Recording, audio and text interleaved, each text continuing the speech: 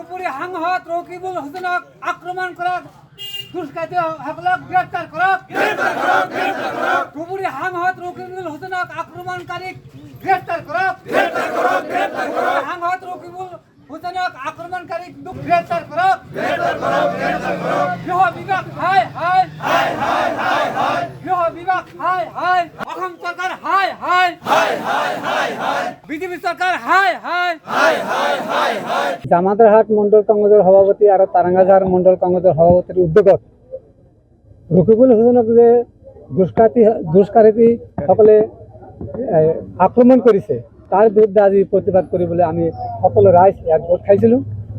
তো মোৰ কথা হ'ল যে ৰকিবুল হোসেনক যদি অপেন ফিল্ডত ৰাজহুৱা ৰাস্তাত যদি দিনৰ ভাগত এনেকুৱা মাৰপিট কৰিব পাৰে তেনেহ'লে সাধাৰণ ৰাইজ কেনেকৈ চলিব? সাধাৰণ ৰাইজক যেনে তেনে য'তে ত'তে পালে সি দুষ্কৃতীসকলে মাৰিব, এইটো আমাৰ বিশ্বাস। আৰু এটা কথা, গৃহ বিভাগৰ যিটো ব্যৰ্থতা আমি সকলো ৰাইজ গম পাইছোঁ।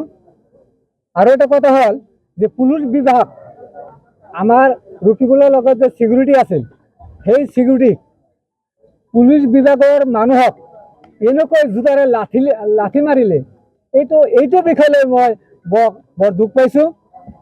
কিয়নো স্কুল পঢ়াশালী 10 দিন বন্ধ থাকিলে একো নহয়, কোৰ্ট কাছাৰী 10 দিন বন্ধ থাকিলে একো নহয়, কিন্তু পুলিচ বিভাগ যদি নাথাকে তেনেহ'লে আমি এই পৃথিৱীত আমি শান্তিৰে বসবাস কৰিব নোৱাৰিম। গতিকে গৃহ বিভাগ তথা অসমৰ মুখ্যমন্ত্ৰীক আমি ধিক্কাৰ দিছোঁ। তেখেতে অতি সোনকালে ব্যৰ্থতা প্ৰকাশ পাইছে, তেওঁৰ অতি সোনকালে তেওঁ পদত্যাগ কৰিব লাগে। জামাতাৰহাট মণ্ডল কংগ্ৰেছৰ সভাপতি আৰু তাৰাঙ্গাঝাৰ মণ্ডল কংগ্ৰেছৰ সভাপতিৰ উদ্যোগত ৰকিবুল হোসেনক যে দুষ্কৃতী সকলে আক্ৰমণ কৰেছে তাৰ বিৰুদ্ধে আজি প্ৰতিবাদ কৰিবলৈ আমি সকলো ৰাইজ ইয়াত গোট খাইছিলোঁ। তো মোৰ কথা হ'ল যে ৰকিবুল হোসেনক যদি অপেন ফিল্ডত ৰাজহুৱা ৰাস্তাত যদি দিনৰ ভাগত এনেকুৱা মাৰপিট কৰিব পাৰে তেনেহ'লে সাধাৰণ ৰাইজ কেনেকৈ চলিব? সাধাৰণ ৰাইজক যেনে তেনে য'তে ত'তে পালে সি দুষ্কৃতীসকলে মাৰিব, এইটো আমাৰ বিশ্বাস।